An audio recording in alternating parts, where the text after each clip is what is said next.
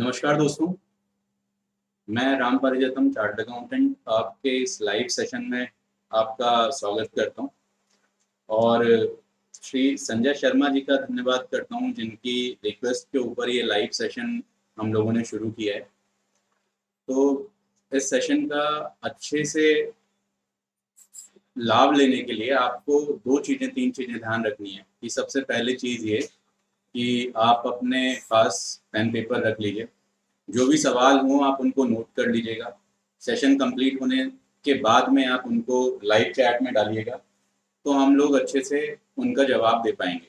अगर आप बीच में कोई सवाल का जवाब पूछेंगे तो सेशन की कंटिन्यूटी टूट जाएगी और कहीं ना कहीं हम टॉपिक्स को मिस करते हुए चले जाएंगे।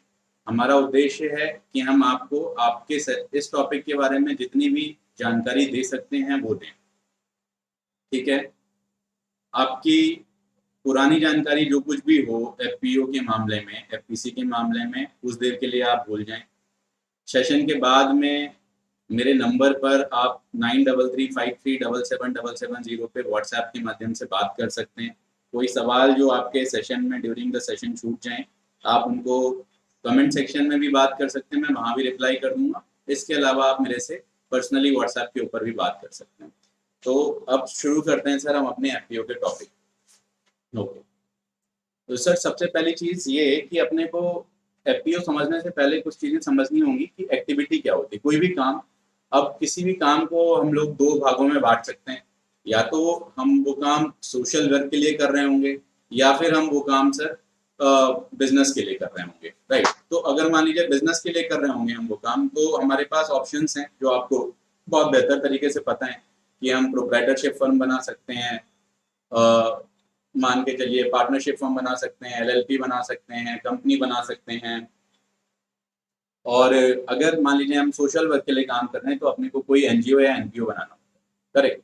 तो एनजीओ और एनपीओ बनाने के लिए भी अपने पास तीन ऑप्शंस हैं। भारत के अंदर बहुत नॉर्मली लोग बोलते हैं कि सर मेरी एनजीओ है, बट एनजीओ में क्या है, डिपेंड करता है कि वो ट्रस्ट है, सोसाइटी है या सेक्शन 8 कंपनी है, राइट। तो जिस प्रकार सर सोशल वर्क को करने के लिए आपके पास एक कैटेगरी का नाम है एनजीओ, और एनजीओ कई तरीके से बनती है, जो मैंने आपके सामने लिखा कि वो ट्रस्ट की तरीके से भी बनती है, सोसाइटी की तरीके से भी बनती है, सेक्शन 8 की कंपनी की तरीके से भी बनती है। उसी प्रकार से जब कभी आप किसानी का काम करने के लिए कोई संगठन बनाने की कोशिश करते हैं, तो उस किसान के संगठन को जिसका मेन पर्पज उत्पादन करना हो और जिसके मेन मेंबर्स किसान हो, ऐसे संगठन को हम लोग एफपीओ बोलते हैं। तो संगठन का मतलब क्या होगा कि सर लोगों का समूह होगा जिनका कोई कॉमन ऑब्जेक्टिव होगा और वो किसी योजना के अनुसार स्ट्रक्चर्ड तरीके से काम करेंगे। मतलब एक बेसिकली आप ये समझिए फॉर्मूले के तहत काम करेंगे। तो एफपीओ का मतलब क्या हुआ, एक ऐसा संगठन जो किसानों का समूह है और उत्पादन करना उसका जो है कि ऑब्जेक्टिव है। अगेन, अब सर एफपीओ जो है वो एक समूह है, लेकिन क्या ये जरूरी है कि ऑब्जेक्टिव उसका प्रॉफिट मेकिंग ही होना चाहिए? क्या एफपीओ का ऑब्जेक्टिव सोशल वेलफेयर का भी हो सकता है? बिल्कुल हो सकता है। तो सर एफपीओ दोनों तरीके से बन सकता है, वो बिजनेस मोटिव वाला भी बन सकता है, एंटरप्रेन्योरशिप वाला भी बन सकता है, और वो सोशल वेलफेयर वाला भी बन सकता है। एफपीओ दोनों तरीके का बन सकता है। अब जिस प्रकार अपने को एनजीओ रजिस्टर कराने के लिए किसी ना किसी तरीके से उसको रजिस्टर कराना होता है, सोसाइटी में, ट्रस्ट में या सेक्शन 8 कंपनी में, या हम अपने प्रॉफिट मेकिंग बिजनेस को प्रोप्राइटरशिप फर्म में या कंपनी में या किसी तरीके से अपने को रजिस्टर कराना होता है, इसी तरीके से जब हम अपना एफपीओ बनाते हैं तो अपने एफपीओ को भी हमको रजिस्टर कराना होता है। तो सर एफपीओ रजिस्टर कराने के लिए अपने को सबसे इंपॉर्टेंट चीज है कि हमारा प्रायोजन क्या है, हमारा लक्ष्य क्या है। अगर सर हमारा लक्ष्य प्रॉफिट मेकिंग है तो हमारे पास में अलग अलग ऑप्शंस हैं। अगर हमारा लक्ष्य सोशल वेलफेयर का है तो हमारे पास अलग अलग ऑप्शंस हैं। तो सोशल वेलफेयर क्या क्या क्या ऑप्शंस हैं मैंने आपको बताया सर। ट्रस्ट होता है, सोसाइटी होती है, सेक्शन 8 कंपनी होती है। सेक्शन 8 कंपनी हम कंपनीज एक्ट 2013 में रजिस्टर करते हैं। सोसाइटी के लिए सर एक पूरे भारत के अंदर 1860 का सोसाइटी रजिस्ट्रेशन एक्ट है, उसके अंदर रजिस्टर करते हैं, या फिर कोई स्टेट गवर्नमेंट का जो है कि सोसाइटी एक्ट होता है, जैसे राजस्थान में भी अपना स्टेट गवर्नमेंट का उनका लोकल एक्ट है, तो उसके अंतर्गत रजिस्ट्रेशन होता है। ट्रस्ट में रजिस्ट्रेशन होता है, तो ट्रस्ट में अगेन एक बहुत बड़ा सा ब्लंडर है काफी लोगों के बीच में कि ट्रस्ट का मतलब वो इंडियन ट्रस्ट एक्ट के अंदर उसका रजिस्ट्रेशन की बात करते हैं, बट ऐसा नहीं है सर। ट्रस्ट दो तरीके के होते हैं, एक पब्लिक ट्रस्ट होता है और एक प्राइवेट ट्रस्ट होता है। तो जो प्राइवेट ट्रस्ट होता है उसका रजिस्ट्रेशन इंडियन ट्रस्ट एक्ट के अंतर्गत होता है, और जो पब्लिक ट्रस्ट होता है ना, जैसे हम लोग प्रॉपर्टी का रजिस्ट्रेशन करवाते हैं रजिस्ट्रार साहब के यहाँ जाके, तो वो रजिस्ट्रेशन एक्ट में होता है। खैर, अच्छा, जो पब्लिक ट्रस्ट होता है उसी को 12B और 80G वाला जो बेनिफिट होता है वो मिलता है, प्राइवेट ट्रस्ट को वो भी नहीं मिलता है। तो अभी अपना जो उद्देश्य है, मैं मान के चल रहा हूँ सर, रिलीजियस उद्देश्य नहीं है, अभी हमारा प्रॉफिट मेकिंग वाला उद्देश्य है। तो हम इस वाले सेक्शन को यहीं के यहीं खत्म करके चलेंगे। अब अपने को समझना है कि सर प्रॉफिट मेकिंग वाले जो एफपीओ हैं वो हम कैसे बना सकते हैं। नॉर्मली हमारे पास दो ऑप्शंस हैं कि सर, एक हम चाहें तो एफपीसी बना सकते हैं और चाहें तो हम कोऑपरेटिव सोसाइटी बना सकते हैं। अब समझते हैं कि एफपीसी और कोऑपरेटिव सोसाइटी दोनों में रजिस्ट्रेशन किस में बेहतर होगा, किस में करवाना चाहिए। ठीक है, मतलब क्या हुआ कि सर यहाँ पे एक चीज ये समझने की जरूरत, बहुत इंपॉर्टेंट नीड है कि कोई भी एफपीसी एफपीओ है, कोई भी कोऑपरेटिव सोसाइटी एफपीओ है, लेकिन कोई भी क्या सारी एफपीओ एफपीसी हैं? ऐसा नहीं है सर, सारी एफपीसी एफपीओ हैं, क्योंकि एफपीओ के दो तरीके हैं प्रॉफिट मेकिंग वाली, कि एफपीसी होनी चाहिए या कोऑपरेटिव सोसाइटी होनी चाहिए। तो सारी एफपीओ एफपीसी हैं, सारी एफपीओ कोऑपरेटिव सोसाइटी हैं, लेकिन सारी एफपीसी एफपीओ नहीं है। ठीक है, मतलब एफपीओ होने के लिए सिर्फ और सिर्फ एफपीसी नहीं हो सकता। Correct, okay. तो अब समझते हैं कि सर अभी मैंने यहाँ पे कोऑपरेटिव सोसाइटी शब्द इस्तेमाल किया और इधर मैंने सोसाइटी शब्द इस्तेमाल किया। तो जो कोऑपरेटिव सोसाइटी होता है सर, ये स्टेट के अंतर्गत रजिस्टर्ड होता है, स्टेट कोऑपरेटिव सोसाइटी एक्ट के अंतर्गत। वो सोसाइटी रजिस्ट्रेशन एक्ट है जो अभी हम चैरिटी वाला, सोशल वेलफेयर वाले की बात कर रहे थे, और ये स्टेट कोऑपरेटिव सोसाइटी वाले की बात कर रहे हैं। तो ये दोनों अलग अलग एक्ट हैं सर, इसमें कंफ्यूज नहीं होना। एक सोसाइटी है सिर्फ सोसाइटी, दूसरी कोऑपरेटिव सोसाइटी है। करेक्ट। तो सारी की सारी एफपीओ एफपीसी होना कंपलसरी नहीं है, बट सारी की सारी एफपीसी एफपीओ ही होंगी। सारी की सारी एफपीओ कोऑपरेटिव सोसाइटी होना कंपलसरी नहीं है, लेकिन सारी की सारी कोऑपरेटिव सोसाइटी एक ना एक एफपीओ अलग। इसमें भी एक मुद्दा है कि क्या वो कोऑपरेटिव सोसाइटी जो है सारी 100% एफपीओ होंगी या नहीं होंगी, ये भी आप आगे चल के समझ जाएंगे। हम यहाँ पे कमेंट करना उचित नहीं समझ रहे हैं। Correct sir. अब समझते हैं कि कंपनी क्या होती है। कंपनी, कोई भी कंपनी के लिए आप समझिए, कोई कंपनी होगी तो वो कंपनीज एक्ट 2013 में रजिस्टर्ड होगी। कंपनी के जो मालिक होंगे और कंपनी जिन्होंने बनाई है और कंपनी, वो दोनों अलग अलग हैं। ठीक है, ऐसा नहीं है कि कंपनी और कंपनी के मालिक या कंपनी के मेंबर्स दोनों एक हैं, दोनों अलग अलग होंगे। Right sir. कंपनी की जो लायबिलिटी होगी सर, वो लिमिटेड लायबिलिटी होगी। मतलब ये हुआ कि आपने जितना कमिटमेंट दिया होगा, अगर आपने वो कंप्लीट कर दिया तो उसके बियॉन्ड आपकी कोई भी जिम्मेदारी नहीं है। और अगर आपने कमिटमेंट दिया है और अभी थोड़ा देना बाकी है, तो सिर्फ जितना गैप है उतना ही आपकी लायबिलिटी बनती है। सर इस चीज को समझने के लिए अपने को, जब हम रजिस्ट्रेशन पार्ट पे भी पहुंचेंगे, तो हम ऑथराइज कैपिटल, एमओए, एओए और पेड अप कैपिटल के पार्ट, ये सारी चीजें हम समझेंगे, तो आप ये वाला कंसेप्ट ज्यादा बेहतर समझ पाएंगे। सर आर्टिफिशियल पर्सन की अगर हम बात करते हैं, तो आर्टिफिशियल पर्सन सर क्या होता है, जैसे हम और आप नेचुरल पर्सन है, सेम तरीके से वो आर्टिफिशियल पर्सन होते हैं। करेक्ट। तो कंपनी क्योंकि लॉ ने बनाई है इसलिए वो आर्टिफिशियल पर्सन है, और हम लोगों को ईश्वर ने बनाया है इसलिए हम नेचुरल पर्सन है। सर हम सारे काम अपने आप कर सकते हैं, बट कंपनी अपने काम अपने आप नहीं करती। कंपनी के काम करने के लिए उसमें क्या जरूरत होता है, वहाँ के डायरेक्टर्स जो होते हैं वो काम करवाते हैं। कंपनी एक इनकॉर्पोरेटेड एसोसिएशन है, हम लोग नेचुरल एसोसिएशन, हम लोग नेचुरली डेवलप्ड होते हैं, इसको इनकॉर्पोरेट करना पड़ता है, बनाना पड़ता है। Correct sir. ये हमारी लाइफ जो होती है वो सर्टेन होती है कि हमारा मरना ही निश्चित है, ऐसा नहीं है कि हम अमर हैं।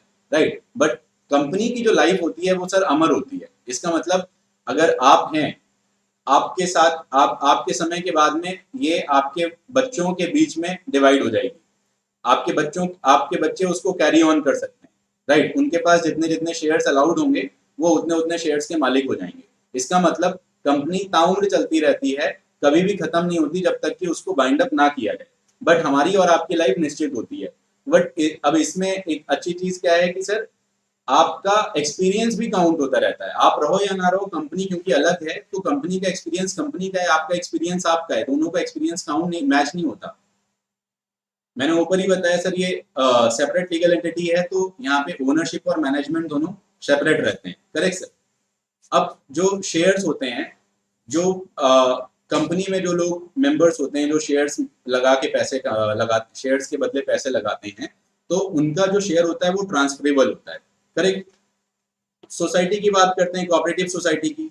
तो कोऑपरेटिव सोसाइटी में एक तो ये कि वॉलेंट्री ऑर्गेनाइजेशन है ये, यहाँ पे एंट्री और एग्जिट की बाउंड्रीज बहुत ही ज़्यादा डिफिकल्ट नहीं है, बहुत इजी एंट्री है और इजी एग्जिट।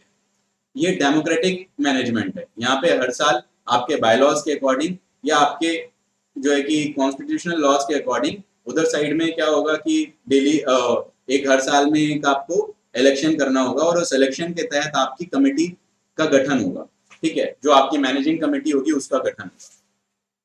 अच्छा सर, इसका पूरा का पूरा मोटिव जो एफपीसी है उसका मोटिव ऑलमोस्ट क्या होता है कि प्रॉफिट मेकिंग होता है, बट इसका जो मेजर मोटिव होता है वो सर्विस मोटिव होता है कि हम पहले म्यूचुअल बेनिफिट करें, आपस में एक दूसरे की मदद करें। Correct sir. इसके जो शेयर्स होते हैं वो नॉन ट्रांसफरेबल होते हैं। मतलब ये हुआ कि आप अपने जब आप इस कोऑपरेटिव सोसाइटी से एग्जिट करोगे तो आपको वो शेयर्स सरेंडर करने होंगे, वापस करने होंगे सोसाइटी को। आप ये नहीं बोल सकते हो कि मेरे को नहीं, आप किसी और को दे दो, राइट सर। तो और इसमें गवर्नमेंट का जो कंट्रोल होता है वो बहुत ही ज्यादा होता है, जबकि जो एफपीसी है, एफपीसी में गवर्नमेंट का कंट्रोल बिल्कुल भी नहीं होता, ना के बराबर एकदम। सिर्फ जितना एक्ट में लिखा है उतना ही लिखा है। Correct sir. अगर हमको थोड़ा सा इस चीज को समझने की कोशिश करें कि सर ये कोऑपरेटिव सोसाइटी की हिस्ट्री क्या है, तो ब्रिटिशर्स के शासन में 1880 में एक स्टडी बनाई गई थी। उस स्टडी के तहत 1904 में एक क्रेडिट कोऑपरेटिव सोसाइटी एक्ट बना। अब इसका जो काम था, क्योंकि गरीबी बहुत ज्यादा थी तो लोग आपस में अपने पैसे एक्यूमुलेट करते, एक दूसरे की मदद करते थे, लोन वगैरह करते थे। फिर और ये सेंट्रल एक्ट था। बाद में जब ये डेवलपमेंट हुए और ज्यादा एनालिसिस होता तो इसको 1912 में एक और एक्ट लेके आए, और जब ब्रिटिशर्स को लगा कि भारत बहुत बड़ा देश है तो उसके बाद में उन्होंने क्या किया कि इसको प्रोविंशियल एक्ट में बना दिया, मतलब स्टेट की पावर्स में डाल दिया। क्योंकि यहाँ पे हर 12-15 किलोमीटर के बाद में भाषाएं बदल जाती हैं, रहन सहन बदल जाता है, तो उन्होंने कहा कि इसको डाल देते हैं। और इसकी लिमिटेड सिर्फ और सिर्फ क्रेडिट कोऑपरेटिव तक नहीं रखेंगे, इसको इन्होंने क्या किया कि अब आप कोई भी काम कर सकते हो इसमें। उन्होंने मल्टीपल काम के लिए बना दिए, जैसे आप अगर किसान हो तो आप किसान, मतलब फार्मर्स के लिए भी बना दिया, बायर्स के लिए बना दिया, कंज्यूमर्स के लिए बना दिया, मल्टीपल टाइप के ये कर दिए। फिर इसके बाद में सर क्या हुआ, जब ये 1912 वाला एक्ट हुआ, उसके बाद 1947 में इंडिपेंडेंस के बाद में सेंट्रल गवर्नमेंट ने सारे स्टेट गवर्नमेंट्स को बोला कि आप अपने अपने लोकल एक्ट्स बना लो। तो जैसे उत्तर प्रदेश ने अपना 1965 में एक एक्ट बनाया, राजस्थान ने अपना एक 1965 में एक्ट बनाया, राइट। और राजस्थान ने अब क्या हुआ कि जब जमाना और बदल गया तो राजस्थान ने अपना 2001 में एक्ट को बदल दिया और वहां पे काफी ज्यादा डिजिटल प्रोसेस लेके आ गए। उत्तर प्रदेश के अंदर से डिजिटल प्रोसेस नहीं है, अभी फिजिकल प्रोसेस ही है। यहाँ पे मल्टीपल रजिस्ट्रार्स होते हैं और बहुत ही टेक्निकल काम होता है कोऑपरेटिव सोसाइटी बनाना। बट उधर की तरफ क्या होता है राजस्थान में, चूंकि ये सेशन मेजरली राजस्थान के लिए, तो मैं राजस्थान की बात काफी ज्यादा करूंगा बीच में। उधर की तरफ क्या होता है कि सर ये पूरा ऑनलाइन प्रोसेस है और बड़ा इजी है, ठीक है, but easy in the sense FPC से ज्यादा इजी नहीं है, राइट सर। फिर उसके बाद में 2002 अपना आया। 2002 में नेशनल कोऑपरेटिव पॉलिसी की रिकमेंडेशन के ऊपर एक multi state cooperative state society का गठन हुआ। अब जो कोऑपरेटिव सोसाइटी पहले स्टेट लेवल पे थी, तो जैसे जैसे यहाँ पे बिजनेस का दायरा बढ़ा, लोगों के मूवमेंट्स बढ़ना शुरू हुए, तो लोगों को लगा कि अभी हमारा एरिया लिमिटेड हो रहा है। बट क्योंकि स्टेट लेवल पे कोऑपरेटिव सोसाइटी थी तो वो दूसरे स्टेट में काम नहीं कर सकते थे, तो इस वजह से उन्होंने मल्टी स्टेट कोऑपरेटिव सोसाइटी का गठन करवा दिया 2002 में। इस एक्ट के अंतर्गत आप जो है कि पैन इंडिया लेवल पे अपनी एक कोई कोऑपरेटिव सोसाइटी बना सकते हो। फिर सर 2011 आया। 2011 में 97th एक कॉन्स्टिट्यूशनल अमेंडमेंट हुई। उस एक्ट के अंतर्गत कोऑपरेटिव सोसाइटी को इतना ज्यादा प्रमोट किया गया कि आज की डेट पे ये एक मौलिक अधिकार है हर एक सिटीजन का कि वो सोसाइटी बना सकता है। और हर एक स्टेट का और हर एक सेंट्रल गवर्नमेंट, हर एक क्या एक ही सेंट्रल गवर्नमेंट होती है, तो सेंट्रल गवर्नमेंट का डायरेक्टिव प्रिंसिपल्स के अंतर्गत लिखा हुआ है कि आपका ये ऑब्लिगेशन है कि अगर कोई आपके पास कोऑपरेटिव सोसाइटी बनाने आएगा तो आपको बनवाने में उसकी मदद करनी पड़ेगी। Correct sir. अब समझते हैं अपने को बेसिकली सोसाइटी में और कंपनी में अंतर क्या होता है, तब हम समझ पाएंगे कि अपने को क्या चूज करना है। तो सोसाइटी और कंपनी में अंतर समझने के लिए सबसे पहले देख लेते हैं सर, कोऑपरेटिव सोसाइटी में कोई भी इंडिविजुअली मेंबर हो सकता है या कोई दूसरी कोऑपरेटिव सोसाइटी मेंबर हो सकती है। बट इधर क्या है, अपना कोई इंडिविजुअल भी हो सकता है, कोई ग्रुप में मतलब ज्वाइंट ओनरशिप भी हो सकती है, एसोसिएशन बना के भी उसमें मेंबर्स आ सकते हैं, कोई दूसरी प्रोड्यूसर कंपनी भी मेंबर हो सकती है, ठीक है। और तो और ये सर सर्विस भी प्रोवाइड कर सकती है, कोई दिक्कत नहीं है इसमें। इसके बाद में जब हम कैटेगरीज की बात करते हैं तो मोर और लेस सर मल्टीपल रजिस्ट्रार्स होते हैं। जैसे उद्यान के लिए अलग रजिस्ट्रार होगा, शुगर केन के लिए अलग रजिस्ट्रार होगा, पिग के लिए, एनिमल हस्बेंड्रीज के लिए, गोट के लिए अलग रजिस्ट्रार होगा। बट यहाँ पे सर सिंगल रजिस्ट्रार है, आपके स्टेट के ऊपर बैठा हुआ है और ये सेंट्रली गवर्नड होता है। ठीक है, तो सिर्फ और सिर्फ एक ही रजिस्ट्रार हुआ, रजिस्ट्रार ऑफ कंपनी आपके स्टेट में, और वही आपका सारा रजिस्ट्रेशन वगैरह, सारी प्रोसेस, सारे कंट्रोल्स वगैरह जो भी करने हैं वही करेगा। उसके अलावा आपको कहीं और जाने की आवश्यकता नहीं है। बट यहाँ पे सर मल्टीपल रजिस्ट्रार्स होते हैं, तो मल्टीपल रिपोर्टिंग अथॉरिटीज बन जाती हैं। जो अपना लॉ है सर ये स्टेट वाइज लॉ है और इंडस्ट्री के अकॉर्डिंग चेंज होता रहता है। जो कोऑपरेटिव सोसाइटी का जो लॉ है वो इंडस्ट्री के अकॉर्डिंग चेंज होता रहता है, लेकिन ये कंपनी वाला जो लॉ है सिंगल लॉ है।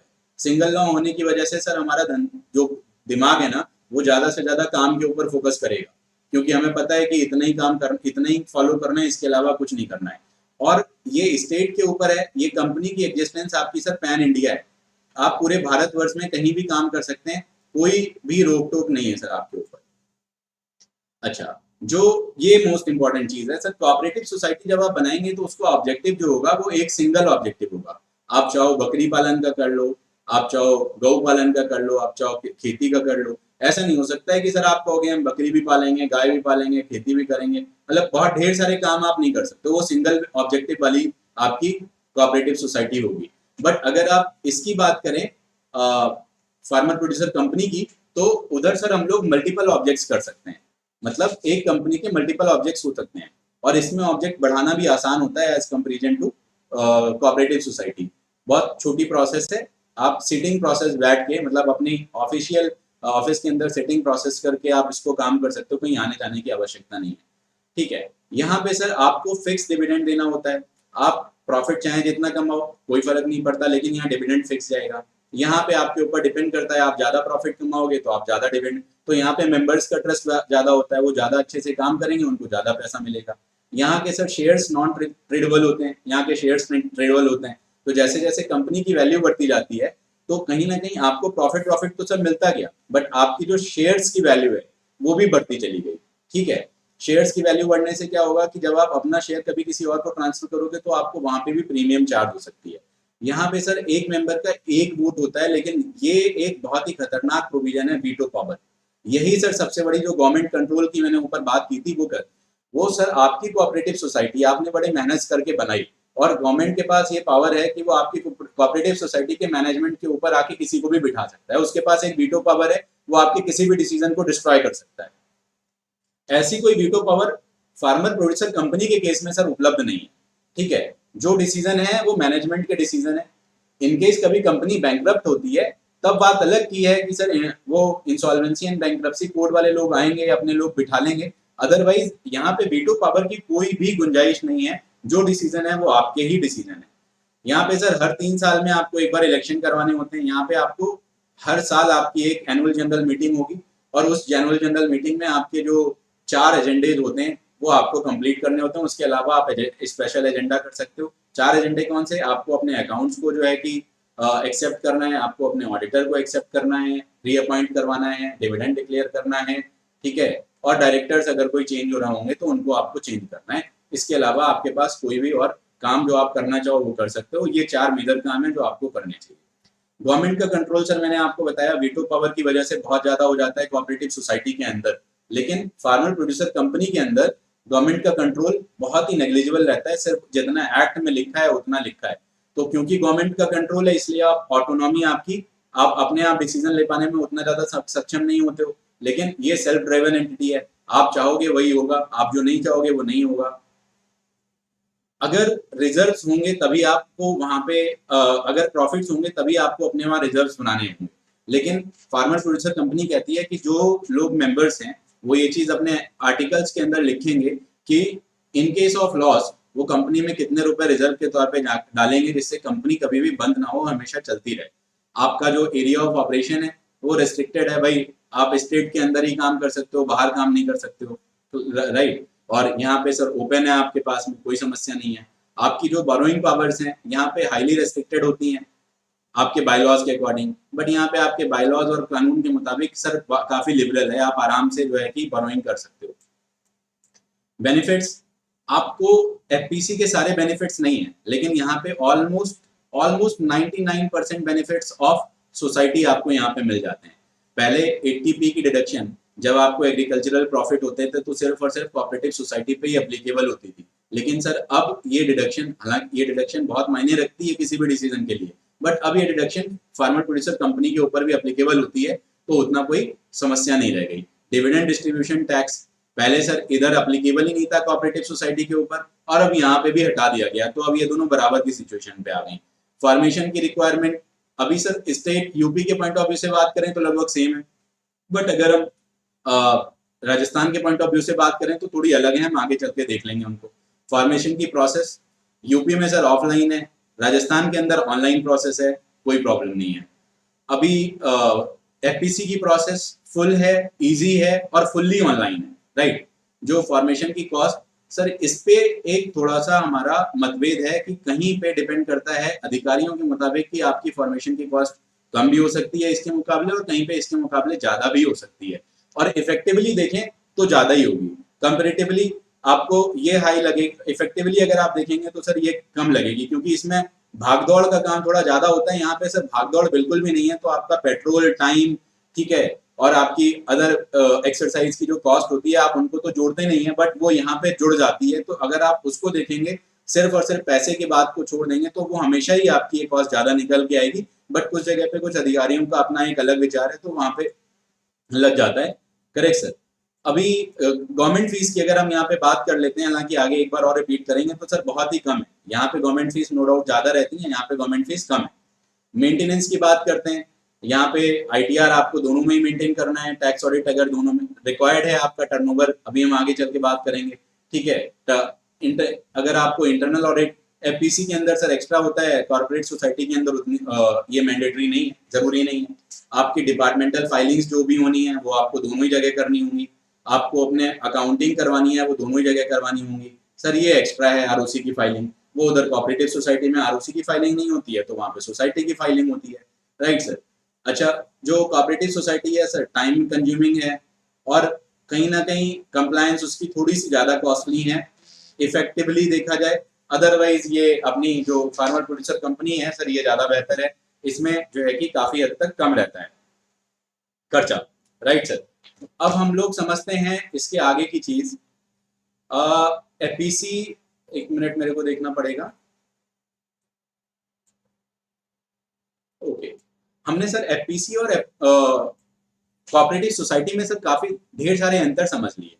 अब ये देखना है कि अपने को इसमें से क्या बनाना चाहिए, इसमें से क्या बेहतर है। तो सर अगर आप मेरी राय पूछेंगे, तो मेरी राय हमेशा कोऑपरेटिव सोसाइटी के ऊपर नहीं जाती है, फार्मर प्रोड्यूसर कंपनी के ऊपर जाती है, क्योंकि सर वो सेंट्रल एक्ट है, आपके पास इंटरनेशनल लेवल की रिकॉग्निशन हो जाती है, और आप उसमें ज्यादा अच्छे से परफॉर्मेंस कर पाते हो as comparison to cooperative society. तो मेरी 100% राय लगभग 99% केसेस में जाती है। सिर्फ 1% कुछ एक्सेप्शनल केसेस होते हैं जहां पे मैं बोलता हूँ नहीं, आप कोऑपरेटिव सोसाइटी बना लो, हम आगे भी उनको डिस्कस कर लेंगे, ठीक है सर। रजिस्ट्रेशन प्रोसेस को हम लोग समझ लेते हैं। कोऑपरेटिव सोसाइटी की रजिस्ट्रेशन प्रोसेस यूपी में मैंने बताया पूरी ऑफलाइन है, ये चीज देखने वाली है सर। यहाँ पे मिनिमम 10 लोग लॉ में लिखे हुए हैं, बट ये जो 10 लिखे हुए हैं ना, ये मेन एक्ट के अंदर 10 लिखे हुए हैं, लेकिन रूल्स के अंदर सर आप उद्यान वाली बनाएंगे तो वहां अलग बनेगी आपकी, आप एनिमल हस्बेंड्री के अलग बनाएंगे तो उसमें अलग जगह पे। तो 10, 15, 20, 25, 50, अब साहब 10 ही आदमी करना बड़ी मुश्किल की बात होती है, तो 50 आदमियों की गैदरिंग करके जाके रजिस्ट्रेशन के अप्लाई करना, तो ये बहुत बड़ी बात हो जाती है। आपका ये जो पेट्रोल बाइक इस सब का खर्चा होगा वो इतना ज्यादा हो जाएगा ना कि आप कहोगे कि नहीं एफपीसी बनवाते तो ज्यादा सस्ता पड़ जाता। तो फीस जो है वो ऑलमोस्ट निल है, कोई सरकारी फीस बहुत ज्यादा नहीं है सर, 100-150 रुपए 200 रुपए ऐसे करके रहती है। यहाँ पे बाकी सारे सेम रहेंगे, आगे की चीजें कैपिटल रिक्वायरमेंट लगभग अलग अलग हैं, ठीक है। ऑनलाइन प्रोसेस की बात करते, इधर राजस्थान में सर अपनी ऑनलाइन प्रोसेस है। यहाँ पे लॉ कहता है कि आपको मिनिमम 15 मेंबर्स की आवश्यकता है, ठीक है, वहां पे 10 की है। यहाँ पे लॉ कोऑपरेटिव सोसाइटी में राजस्थान में 15 लोगों की आवश्यकता है, और ये अगर मान लीजिए इंडिविजुअल है 15 तब तो कोई दिक्कत नहीं है। अगर मान लीजिए मिनिमम 5 कोऑपरेटिव सोसाइटी मिलकर कोई छठी कोऑपरेटिव सोसाइटी बनाना चाहे तो वो भी बना सकती है। तो राजस्थान के अंदर कोऑपरेटिव सोसाइटी बनाने के लिए आपके पास दो ऑप्शन होंगे कि या तो आपके पास 15 मेंबर हो या फिर 5 कोऑपरेटिव सोसाइटी हो, वो भी मिलकर बना सकती हैं। फीस यहाँ पे भी ऑलमोस्ट नेग्लिजिबल है। कैपिटल रिक्वायरमेंट को हम यहाँ राजस्थान के लिए स्पेशली डिस्कस कर लेंगे सर नीचे चल के। जो अपने को पेपर्स चाहिए होते हैं कोऑपरेटिव सोसाइटी के लिए, पैन कार्ड चाहिए होता है, आधार कार्ड चाहिए होता है, बायलॉज जो भी आपके कंसल्टेंट होंगे आप हम लोगों से भी इसकी कॉपी ले सकते हैं, क्योंकि इसको बनाने में कोई सीए की रिक्वायरमेंट नहीं होती है। तो जो पेपर्स की रिक्वायरमेंट है, स्पेशली बायलॉज की अगर आपको रिक्वायरमेंट है, आप मेरे को मेल करिएगा, व्हाट्सएप करिएगा, मैं आपको दे दूंगा। ठीक है, आप उनको एडिट कर लीजिएगा अपने आप पूरा प्रोसेस अपने आप कर सकते हो। और आप जब अपने आप करोगे तो नो डाउट, क्योंकि ये कानून छोटा कानून है, थोड़ा इजी कानून है, आप आराम से कर सकते हो इसको और समझ में भी आएगा। फोटो चाहिए होता है, एप्लीकेशन फॉर्म जो होगा आपका उसका फॉर्मेट है, सीए की रिक्वायरमेंट नहीं होगी। ईमेल चाहिए, मोबाइल नंबर चाहिए, खतौनी चाहिए, आपको रेंट एग्रीमेंट चाहिए, अगर मान लीजिए बिजली बिल वगैरह वहाँ का ऑफिस का चाहिए होगा, इलेक्ट्रिसिटी बिल या मोबाइल बिल वगैरह चल जाता है, राइट सर। और एक एनओसी चाहिए होगी अगर रेंट एग्रीमेंट का है तो। कैपिटल रिक्वायरमेंट हम यहाँ पे राजस्थान के लिए समझते हैं। कैपिटल रिक्वायरमेंट सुन के सर घबरा मत जाइएगा, क्योंकि ये रखना नहीं होता है। मैंने अभी आप कुछ देर पहले मैं कैपिटल के बारे में डिस्कस कर रहा था और इसको नीचे चल के डिस्कस करूंगा। तो अगर आप एग्रीकल्चर वाली मार्केटिंग सोसाइटी बनाते हैं तो मिनिमम 25 लाख रुपए चाहिए। ठीक है, अगर आपका ज्यूरिसडिक्शन पूरे राजस्थान में होगा, अगर आप सिर्फ और सिर्फ फ्रूट और वेजिटेबल का काम करेंगे तो सिर्फ 2 लाख रुपए चाहिए। All other purchases and sale को बेचने का काम करेंगे तो आपको सिर्फ 1 लाख रुपए की कैपिटल चाहिए। अगर आप कंज्यूमर कोऑपरेटिव सोसाइटी बनाते हैं फेडरेशन तो 25 लाख रुपए की कैपिटल चाहिए। हालांकि इसके आगे के जो आप अपने काम के नहीं है, अपने मेजर काम यही था, तो अपने को 25 लाख रुपए, 2 लाख रुपए और 1 लाख रुपए याद करना है कि अगर सर हम लोग बनाते हैं पूरे राजस्थान के लिए तो 25 लाख रुपए सिर्फ फल और सब्जी और जो है कि फल के लिए तो 2 लाख रुपए। इसके अलावा अगर कोई और परचेज और सेल करना चाहते हैं, मार्केटिंग सोसाइटी वगैरह हम बनाना चाहते हैं एग्रीकल्चर प्रोड्यूस की, तो 1 लाख रुपए, राइट सर। तो ये इस तरीके से अपने कैपिटल की रिक्वायरमेंट होती है। ओके, प्रोड्यूसर सोसाइटी, यहाँ पे सर अगर मान लीजिए आप वीवर्स का काम करते हैं तो 25,000 रुपए आपकी चाहिए, फॉरेस्ट लेबरर्स के हैं तो 5,000 रुपए चाहिए, कैटल ब्रीडिंग का काम करते हैं, डेयरी वगैरह का, पोल्ट्री का, तो बहुत कम चाहिए, है ना, केवल 1500 रुपए आपको चाहिए आपकी उसके लिए। तो इस तरीके से ये आपके पास है। अगर आप ये चाहते हैं कि मैं आपके पास ये डॉक्यूमेंट शेयर कर दूं जिससे आपको आराम हो जाए, तो आप मेरे को बताइएगा, मैं सर डॉक्यूमेंट भी आपके लिए एकदम शेयर कर दूंगा, राइट सर। अच्छा, यहाँ पे नीचे पहुंचने से पहले हम एक चीज और डिस्कस करना चाहते हैं कैपिटल के बारे में। कैपिटल के बारे में सर डिस्कस करना चाहते हैं, इसके अलावा एफपीसी के अंदर जो कैपिटल के फॉर्मेट्स होंगे हम वो डिस्कस करना चाहते हैं। तो सर कैपिटल क्या होता है, इसको हिंदी में हम लोग पूंजी बोलते हैं, करेक्ट। तो सर जब भी कभी जो भी इंसान प्रमोटर्स होता है, जो आदमी मालिक होता है, जो आदमी स्टार्ट करता है, जब वो अपना पैसा धंधे में लगाता है तो जो पैसा अपना धंधे में लगाया जाता है उसको पूंजी बोलते हैं, करेक्ट सर। अब पूंजी जो होती है, जब आप धंधे में लगाओगे, जब आप कैपिटल लगाओगे, जैसे अभी मैंने बताया 25 लाख रुपए, 2 लाख रुपए, 1 लाख रुपए आपको लगाना होगा, तो सर ऐसा नहीं है कि वो रुपए आपको स्टोर करके रखना है अपने सोसाइटी के खाते में या कंपनी के खाते में। वो पैसा आप 1 मिनट के बाद निकाल सकते हो, सिर्फ और सिर्फ सोसाइटी के कंजम्पशन के लिए। अगर किसी और कंजम्पशन के लिए आप निकालोगे तो आपको लोन वोन दिखाना पड़ेगा, करेक्ट। आपका वो पैसा फ्रीज नहीं होता है। तो ये चीज एकदम निश्चिंत होकर निकाल दीजिएगा अपने दिमाग से कि आपको इतना पैसा 25 लाख, 5 लाख, 10 लाख रुपए आपको अपना जो है कि फ्रीज करके रखना होता है। बिल्कुल नहीं रखना होता है, वो पैसा आपके धंधे के लिए होता है, करेक्ट सर। किसी भी कंपनी में, हम सिर्फ एफपीसी की बात नहीं कर रहे हैं, किसी भी कंपनी में सर आपने आज की एक चीज सुनी होगी, ऑथराइज्ड कैपिटल।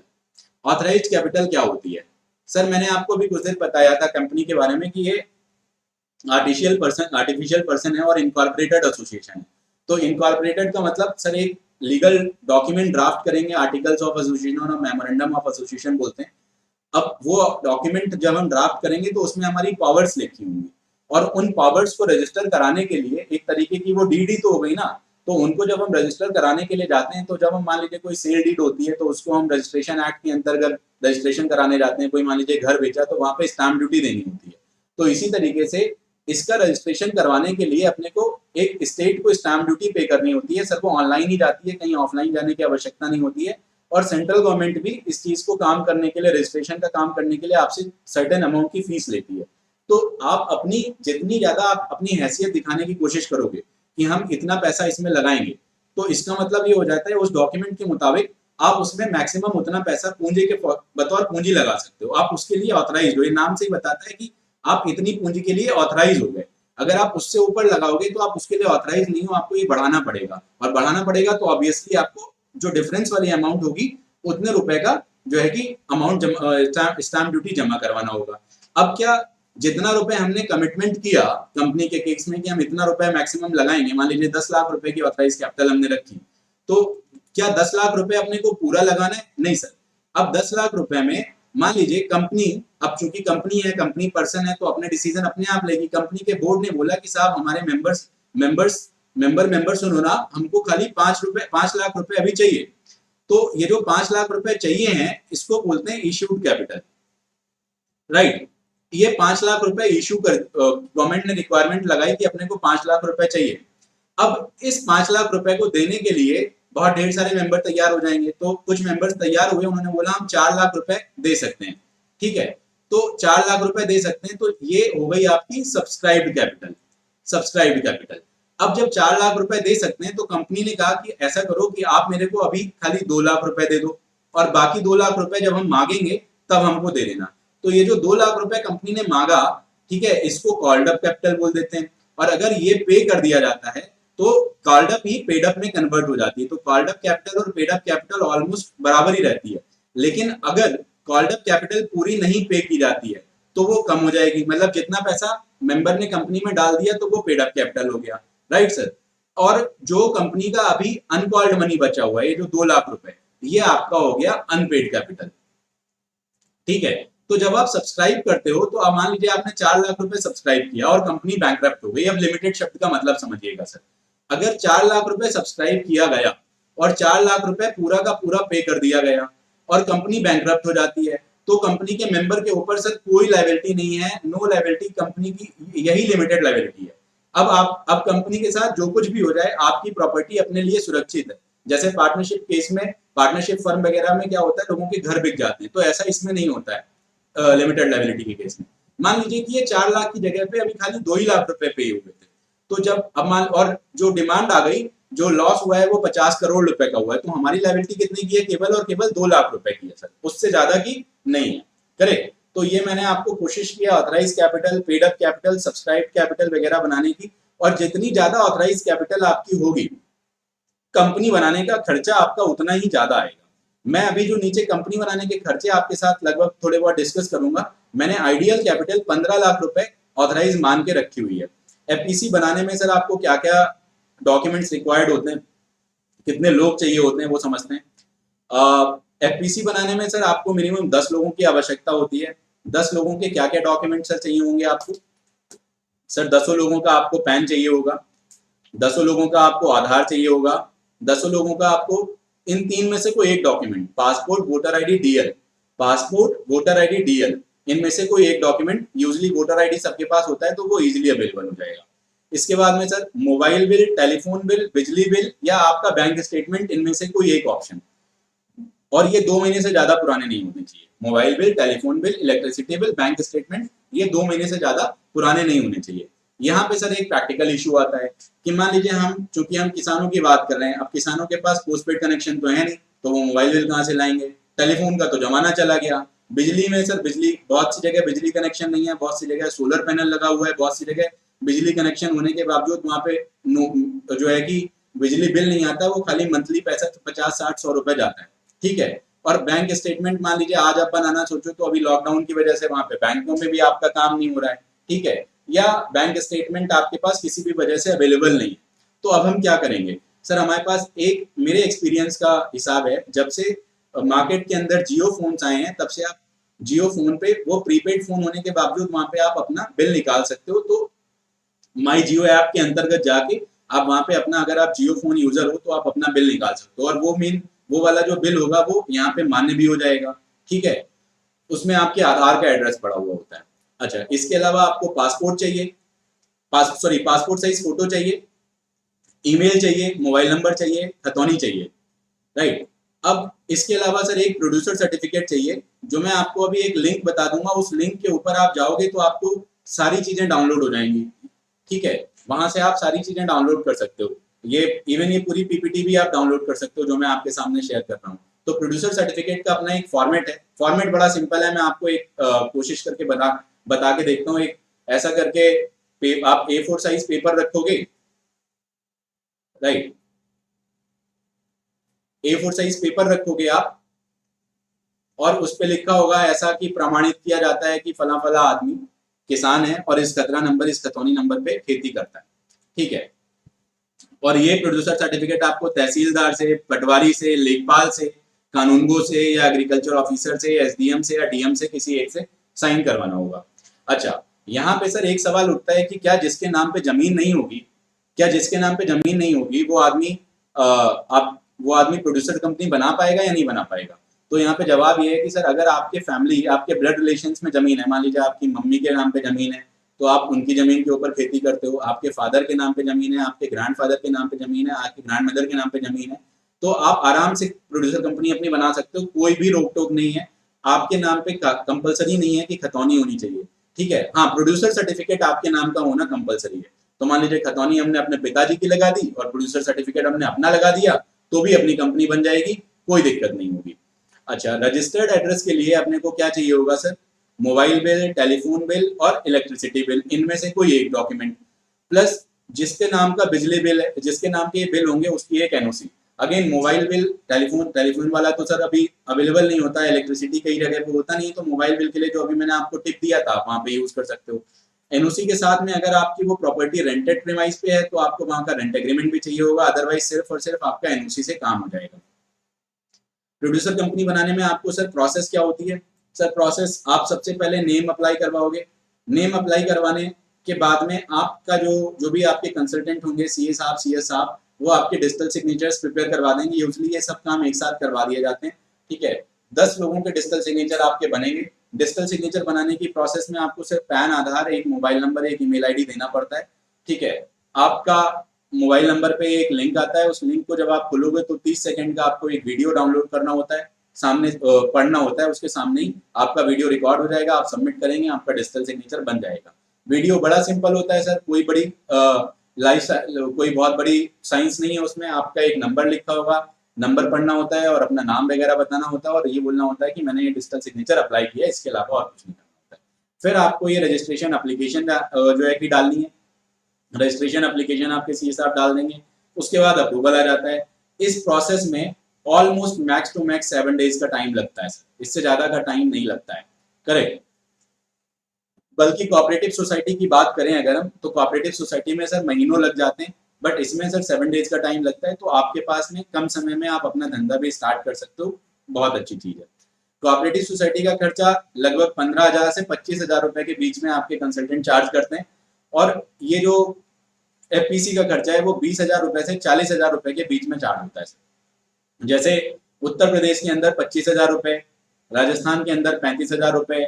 अब समझिएगा, उत्तर प्रदेश के अंदर 25,000 क्यों, राजस्थान के अंदर 35,000 क्यों? क्योंकि वहां पे सरकारी फीस जो स्टैंप ड्यूटी जानी है वो 2,000 रुपए जानी है स्टेट वाली, और वहां पे 9,000 रुपए के लगभग जानी है राजस्थान में। तो इसलिए सर ये 9,000 रुपए आपका लगभग बढ़ जाता है।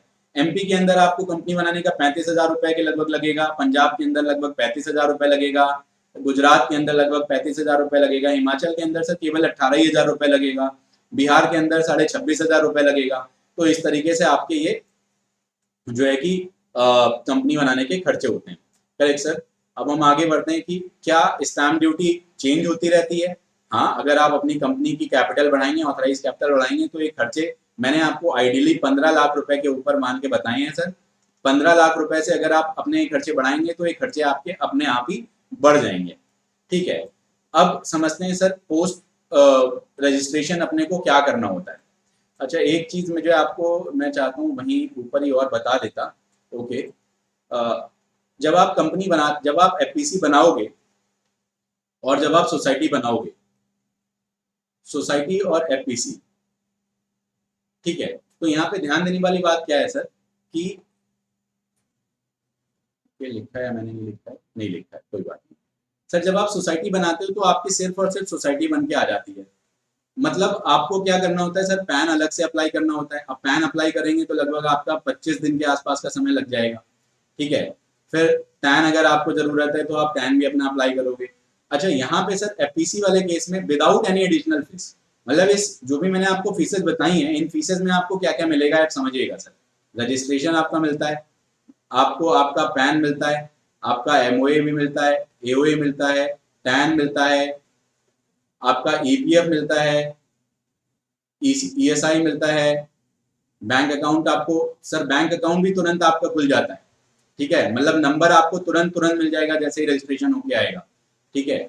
और जीएसटी मिल जाता है आपको, अगर आप आईईसी लेना चाहेंगे तो वो भी मिल जाता है आपका। आपका सर लिन भी मिल जाता है, लेबर आइडेंटिफिकेशन नंबर, ठीक है। तो क्या क्या मैंने बताया, रजिस्ट्रेशन बताया, पैन बताया, एमओए बताया, एओए बताया, टैन बताया, ईएसआई बताया, ईपीएफ बताया, बैंक अकाउंट आपको मिल जाता है, जीएसटी मिल जाता है, इंपोर्ट एक्सपोर्ट कोड मिल जाता है, लिन मिल जाता है। अब सर आप समझ के देखिए कि जब आप ये सारा काम अगर उधर करवाते हैं जाके तो कम से कम आपको 40,000 रुपए के आसपास का खर्चा करना पड़ेगा, राइट। मैं अगर 40 आपको लग रहा हो मैंने ज्यादा बोल दिया तो सर 20,000 रुपए से तो कम कहीं नहीं गया, 20,000 रुपए आपको करना ही पड़ेगा। बट यहाँ पे सर आपके इसी फीस के अंदर without any lag of time, without any gap of time, without any delay of time ये सारी चीजें आपके पास अवेलेबल हैं। तो आपको काम करने के लिए सर क्या होता है, एनर्जी चाहिए होती है, और ये एनर्जी आपको तुरंत दे देते हैं। अब आपको इंतजार नहीं करना है कि महीने भर के लिए हम सोच रहे हैं कि क्या करेंगे क्या नहीं करेंगे, करेक्ट सर। तो ये अपने को एक अच्छा बेनिफिट है। अच्छा अब हम पहुंचते हैं एफपीओ बनाने के बाद में अपनी क्या कंप्लायंस होती है। अपने को एफपीओ बनाने के बाद क्या करना होता है, पहले सोसाइटी को समझ लेते हैं। सोसाइटी को सर अपने को स्टेट लॉज को फॉलो करना है, ऑडिटर वगैरह का अपॉइंटमेंट करवाना है, इलेक्शन करवाने हैं और अपनी मेंबर्स की फाइलिंग करनी है, दैट्स इट, ठीक है। इसके अलावा जो आपके कानून के अंतर्गत लिखा होगा वो करना होगा, जो आपने बायलॉज के अंतर्गत लिखा होगा वो करना होगा। बात करते हैं कंपनी, तो कंपनी के केस में आपको कंपनी बनने के 30 दिन के अंदर एक ऑडिटर साहब को अपॉइंट करना है। कंपनी बनने के 6 महीने के अंदर आपको उसको चालू करना है। चालू करने की आपको इंटीमेशन करनी है। इंटीमेशन करने का एक फॉर्म होता है INC 20A, और इस फॉर्म के अंदर आप जो है कि रजिस्ट्रार ऑफ कंपनी को बताते हो कि साहब हम अपना काम शुरू करने जा रहे हैं। इस इंटीमेशन के अंदर क्या कैसे बताना होता है कि जितना रुपए हमने कमिटमेंट किया था पेड अप कैपिटल के रूप में, उतना रुपए हमने कंपनी में डाल दिया है, ठीक है। और ये साहब हमारे बैंक स्टेटमेंट की कॉपी है। यहाँ पे ध्यान देने वाली बात यह है कि सर ऐसा नहीं है कि आपको सारा का सारा पैसा लिक्विड ही डालना है। अगर आपके पास प्रूवन तरीके हैं, मान लीजिए आपने कंपनी के लिए कंप्यूटर खरीदा होगा, कंपनी के नाम पे लैपटॉप खरीद लिया है, कंपनी के नाम पे कोई CS आपके खर्चे पे किए हैं, तो आप उन खर्चों को भी क्लेम कर सकते हैं INC 20A फाइल करवाने के लिए, ठीक है। आप अपना साल क्लोज करने से पहले आपको क्या होगा, एक चीफ एग्जीक्यूटिव अपॉइंट करना होगा, कंपलसरी है सर। ये बहुत से मतलब 99% एफपीओज में, सॉरी एफपीसीज में चीफ एग्जीक्यूटिव का अपॉइंटमेंट नहीं होता है। ये एक बहुत ही बड़ी नॉन कंप्लायंस है। इसकी वजह से जब आप सरकारी स्कीम्स के अंदर जाते हैं तो आपको वहां पे जो है कि भेदभाव जैसा माहौल, ट्रीटमेंट आपको मिलने लगता है। आप इंटरनल ऑडिटर अपना अपॉइंट करोगे, ठीक है, ये इंटरनल ऑडिटर अपॉइंट करेंगे आप। उसके बाद में आप अपने लिए जो मेंबर्स की फाइलिंग है आप वो करवाओगे धीमे धीमे धीमे धीमे। अब मान लीजिए कि आप हर महीने मेंबर्स बनाते जा रहे हो, तो आप हर महीने में, महीना खत्म हुआ, महीने के बाद में आपने फाइलिंग करवा दी उसकी, ठीक है। आपको क्या करना पड़ेगा, ROC की जो फाइलिंग होगी वो आपको करवानी होगी। जब आपका साल खत्म हो जाएगा तो एनुअल फाइलिंग करवानी है OC 4 MDT 7 में। जब भी आप कभी अपना चीफ एग्जीक्यूटिव अपॉइंट करते हैं तो MDT 14 के थ्रू अपॉइंट करेंगे। जो आप मेंबर अपने बनाएंगे वो PAS 3 के माध्यम से बनाएंगे। जब आपकी कैपिटल वगैरह आपको करनी होगी तो आपको अपनी AGM 30 दिन के अंदर करनी, जो है कि पहली AGM जो है वो आपको अपनी 30 दिन के अंदर करनी होती है। अभी आगे चल के हम यहाँ पे थोड़ा सा रिजोल्यूशंस वगैरह के बारे में समझेंगे, तो वहाँ पे आप AGM का मतलब बहुत अच्छे से समझने वाले हैं सर, ठीक है। अच्छा, maintenance of compulsory general reserve, जो मैंने बहुत पहले आपके साथ ऊपर डिस्कस किया था कि इन केस ऑफ लॉस सारे मेंबर्स की एक रिक्वायरमेंट होती है कि जितना उन्होंने अपने बायलॉज में, आर्टिकल्स में लिखा है कि इतना रुपए हम रिजर्व में डालेंगे तो उतना रुपए डालना होगा। अच्छा, कॉमन कंप्लायंस ITR सब में ही फाइल होना है, बैलेंस शीट सब में ही बननी है। अगर सर GST की बात करते हैं, GST का रजिस्ट्रेशन आप पे कब लगता है, ये यहीं पे समझ लीजिए कि सर जब आप इंटर स्टेट सप्लाई करते हैं, किसी दूसरे स्टेट में अगर आप माल बेचना चाहते हैं तो आपके पास GST रजिस्ट्रेशन होना कंपलसरी है। फिर कोई दिक्कत नहीं है, आपके ऊपर लिमिट्स नहीं, मतलब टर्नओवर की जो बेनिफिट्स हैं वो आपको नहीं मिलते हैं। और अगर आप अपने खुद के स्टेट के अंदर काम करते हैं और सिर्फ माल में डील करते हैं तो आप 40 लाख रुपए के टर्नओवर तक एग्जम्प्ट हैं। लेकिन हमारी रिकमेंडेशन हमेशा रहती है कि आप GST ले लीजिए, भले ही नील का रिटर्न फाइल करिए। उससे फायदा क्या होता है, दो नुकसान है। पहली चीज तो एक नुकसान है, एक फायदा है। पहली चीज तो ये कि आप फेक टर्नओवर नहीं दिखा पाएंगे, ये नुकसान है। बट फेक टर्नओवर दिखा के आप कर भी क्या पाएंगे? जब आप अपना बेस ही फेक कर देंगे तो होना कुछ नहीं है सर फिर आगे। तो जीएसटी लेने से क्या होगा, आपका टर्नओवर मैच होता रहता है, जितना आपने जीएसटी में जितना धंधा किया उतना जीएसटी में फाइल किया होगा, उतना ही आपकी आरओसी में भी फाइलिंग होगी, उतनी इनकम टैक्स में फाइलिंग होगी। तो मल्टीपल अथॉरिटीज में, बैंक्स में आपको बहुत बेनिफिट मिल जाता है। इसके अलावा आपके पास एक ऑप्शन ये रहता है कि आप 40 लाख रुपए तक का बेनिफिट ले लो। 40 लाख रुपए तक जब आपका धंधा हो जाए आपके बैंक अकाउंट्स में, उसके बाद आप उसकी फाइलिंग करवा दो। टैक्स ऑडिट की बात करते हैं सर, अगर आपका टर्नओवर 1 करोड़ रुपए है, 1 करोड़ रुपए से अधिक है, तो आप चाहे इंडिविजुअल हो, चाहे कोऑपरेटिव सोसाइटी हो, चाहे एफपीओ हो, आप कोई भी हो, आपको टैक्स ऑडिट लग जाता है, आपको टैक्स ऑडिट करवाना पड़ता है। ठीक है। अगर आप जीएसटी ऑडिट की बात करें, अगर आपका टर्नओवर 2 करोड़ रुपए से ऊपर है तो आपको जीएसटी ऑडिट लग जाता है, आपको वो कराना होता है। अगर टीडीएस वगैरह आपके ऊपर लग रहा है, टीसीएस की प्रोविजनिंग आपके ऊपर लग रही है, तो आपको उसके भी रिटर्न्स फाइल करने होंगे, और वो स्पेसिफिक कोई एफपीसी एफपीओ के ऊपर नहीं है, कोई सोसाइटी के ऊपर नहीं है। अगर आपके ऊपर लगते हैं, आपकी ऑर्गेनाइजेशन के ऊपर लगते हैं, तो आपको वो करने ही करने पड़ेंगे। ठीक है।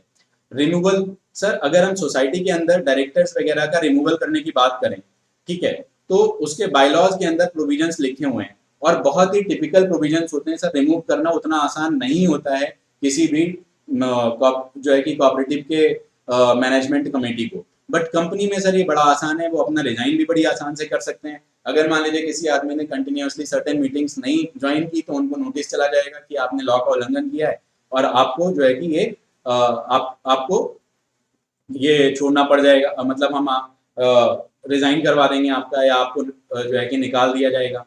ठीक है। अब यहाँ पे सर हमने को एक बात और समझनी है, जो हम अभी बीच में कह रहे थे आपसे, कि ऊपर ही समझ लेते हैं। कंपनी के केस में स्पेशली मैं ये बात कर रहा हूं, कंपनी के केस में, मतलब एफपीसी के केस में, हालांकि लगती सारी कंपनीज पे। अगर सर आपकी एफपीसी बनी है अप टू 31 दिसंबर तक, 31 दिसंबर तक, तो क्या होगा, तो होगा ये कि जो भी कमिंग 31 मार्च है,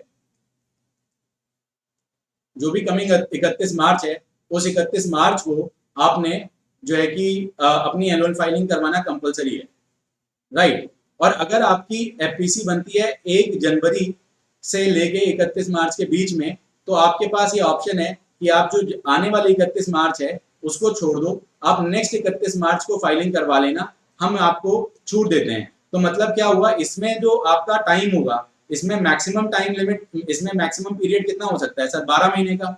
अगर कोई एफपीसी 1 अप्रैल को बनी, तो मैक्सिमम टाइम लिमिट 31 मार्च तक 12 महीने की हो जाएगी, और यहाँ पे सर क्या हो सकती है, मैक्सिमम टाइम लिमिट 15 महीने की, करेक्ट। तो अब यहाँ पे एक सवाल यह आता है कि सर अगर हमने अपनी एफपीसी 1 जनवरी से 31 मार्च के बीच में बनवाई, तो क्या अपने को उसकी फाइलिंग करवानी चाहिए या नहीं करवानी चाहिए? सर अगर मान लीजिए आपने जनवरी फरवरी में काम किया, या इवन मार्च में भी आपने काम करना शुरू किया, और आपने थोड़ा बहुत काम कर लिया है, तो बेहतर यह है कि आप फाइलिंग करवा दो। उससे फायदा होगा, आपके पास एक बैलेंस शीट हो जाएगी, एक एडिशनल आईटीआर हो जाएगा, आपका टर्नओवर भी रिकॉर्ड हो जाएगा, और कहीं ना कहीं जब आप 2 साल बाद, जैसे ही 15 महीने आपके कंप्लीट होंगे, तो आपको 2 साल का बेनिफिट मिल जाएगा, और आपके लिए आपकी प्रोफाइल में नंबर ऑफ पेपर्स बढ़ जाएंगे। जब आप कहीं पे भी अपनी प्रोफाइल लगाते हो ना सर, तो प्रोफाइल में सरकारी डिपार्टमेंट की एक बहुत बड़ी चीज है कि वो कंटेंट से ज्यादा आपका पेपर देखते हैं। जितना ज्यादा पेपर उनको लगता है, उतना ही ज्यादा काम। ये अपनी एक दिनचर्या का हिसाब है सरकारी दिनचर्या का। ठीक है। हालांकि ये मेरा अपना पर्सनल मानना है, मैं इस तरीके से किसी भी सरकारी संस्था के ऊपर कोई भी कमेंट नहीं कर रहा हूँ। ठीक है। अच्छा सर, इसके बाद में मैंने आपको एक एजीएम के ऊपर छोड़ दिया था, वो और डिस्कस कर लेते हैं, फिर हम इस टॉपिक को फाइनल करने की तरफ लेके चलेंगे। तो एजीएम मैंने आपको बताया, कंपनी के अंदर ये चीज समझ लीजिए, चाहे वो एफपीसी हो, चाहे कोई भी चीज हो, चाहे वो एफपीसी हो, चाहे वो कोई दूसरी कंपनी हो, ये चीज बहुत इंपॉर्टेंट है सर। कंपनी का जो कॉन्स्टिट्यूशन होता है वो फेडरल होता है, मतलब इसमें शेयर होल्डर्स होते हैं और मेंबर्स डायरेक्टर्स होते हैं। तो सर जो डायरेक्टर्स होते हैं वो कंपनी के एक तरीके से एजेंट होते हैं, एक ऑथराइज रिप्रेजेंटेटिव होते हैं। ठीक है। और जो शेयर होल्डर्स होते हैं ये कंपनी के मालिक होते हैं। लेकिन सर ये मालिक जरूर होते हैं, बट एक तरीके से ये अपाइज मालिक होते हैं। कंपनी में कोई डिसीजन मेकिंग डायरेक्टली बोर्ड को ये जो है कि एडवाइज नहीं कर सकते। इसका मतलब जब आप अपनी एफपीसी बनाओगे और आपके जो मेंबर्स होंगे, तो वो आपके मेंबर्स डायरेक्टली बोर्ड को आके एडवाइस नहीं करेंगे, ठीक है। बोर्ड का अपना खुद का डिसीजन है, जो बोर्ड लेगा वही माना जाएगा। बात करते हैं मालिक होने की, तो सर ऐसे ऐसे कैसे मालिक हो गए भाई? मालिक मतलब कोई डिसीजन ले पाए, तो ऐसे कैसे मालिक हो गए? तो मालिक होने का मतलब ये हो गया कि जब भी कभी जब कंपनी बनती है तो कंपनी को हर एक साल एवरी ईयर अपने मेंबर्स को बुलाना पड़ता है, उसको हम लोग बोलते हैं जनरल मीटिंग। और चूंकि साल में एक बार हमेशा बुलाना पड़ता है, इसको बोलते हैं एनुअल जनरल मीटिंग, ठीक है। एनुअल जनरल मीटिंग में आपको वो जो 4 कंसेप्ट काम मैंने बताए थे, ऑडिटर वाला, डायरेक्टर वाला, डिविडेंड वाला, और एक और मैंने आपको चौथा ऊपर बताया था, तो वो सारे काम आपको करने पड़ते हैं इस एनुअल जनरल मीटिंग के अंतर्गत। अब मान लीजिए कि क्या कोई डिसीजन अगर कोई लेना पड़ेगा, तो क्या हमको साल मतलब मेंबर्स की परमिशन अगर किसी डिसीजन के लिए चाहिए, तो क्या साल में हमको एक ही बार लेनी पड़ेगी? नहीं सर, 2 एनुअल जनरल मीटिंग के बीच में एक तो 15 महीने से अधिक का गैप नहीं होना चाहिए, और दूसरी चीज ये कि 2 एनुअल जनरल मीटिंग के बीच में जो भी आप शेयर होल्डर्स की मीटिंग करोगे, उसको हम लोग एक्स्ट्रा ऑर्डिनरी जनरल मीटिंग बोलते हैं, 2 एनुअल जनरल मीटिंग के बीच की मीटिंग को। तो सर डिसीजंस दो होते हैं, वो एक तरीके से हम बात कर लें, अगर डिसीजन के पॉइंट ऑफ व्यू से बात कर लें, तो बहुत अच्छी चीज निकल के आई यहाँ पे।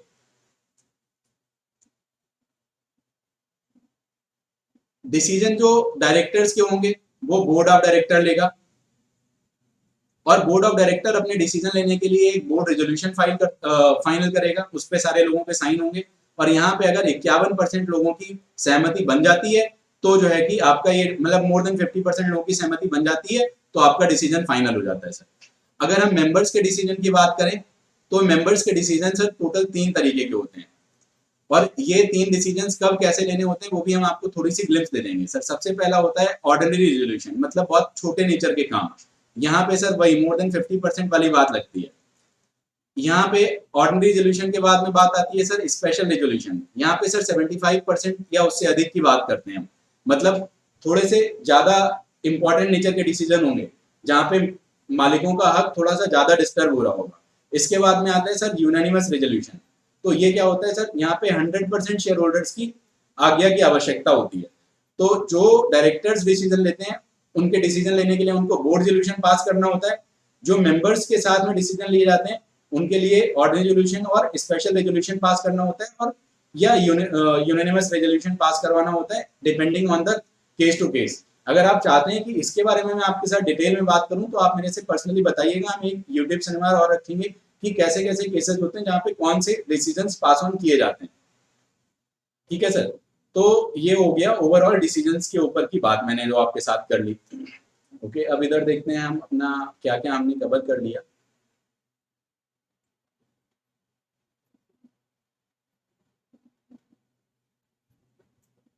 ओके, अब सर हम लोग देखते हैं कि हमने क्या क्या कवर किया है। कि सबसे पहली चीज कि ये एक टॉपिक रह गया कि जितनी भी एफपीओज होती हैं, उनको गवर्नमेंट का सपोर्ट क्यों नहीं मिलता। सर इस चीज को बहुत ही गंभीरता से आपको समझना होगा। एफपीओ बनाने के लिए, जैसे कोऑपरेटिव सोसाइटी में राजस्थान वाले एक्ट में लिखा हुआ है कि जो भी लोग होंगे ना, वो अलग अलग फैमिली के होंगे। एफपीओ में ऐसा कुछ नहीं होता। एफपीओ में सर एक ही फैमिली के सारे लोग हो सकते हैं।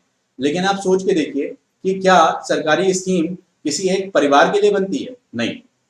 क्या किसी किसी पर्टिकुलर आदमी के लिए बनती है? नहीं।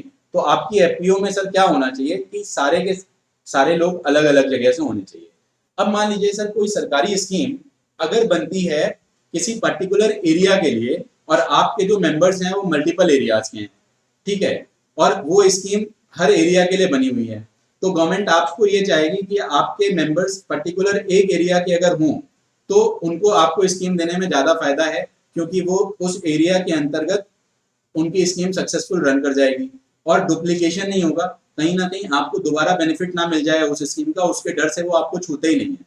तो हम लोगों को क्या करना चाहिए, कोशिश ये करनी चाहिए कि हमारे मेंबर ज्यादा से ज्यादा एक ही ब्लॉक लेवल के हों या एक ही क्षेत्र के हों, और एक परिवार के ना हों। किसी भी मेंबर के पास सर 5% से अधिक शेयर्स मत रखिएगा, क्योंकि जब हम एसएफएसी के पास कैपिटल ग्रांट के लिए अप्लाई करते हैं, तो उसमें स्कीम में साफ साफ लिखा हुआ है कि किसी भी मेंबर के पास 5% से अधिक के शेयर्स नहीं होने चाहिए। और वो स्कीम सर बहुत ही अच्छी स्कीम है, आपको 15 लाख रुपए तक की कैपिटल ग्रांट आती है।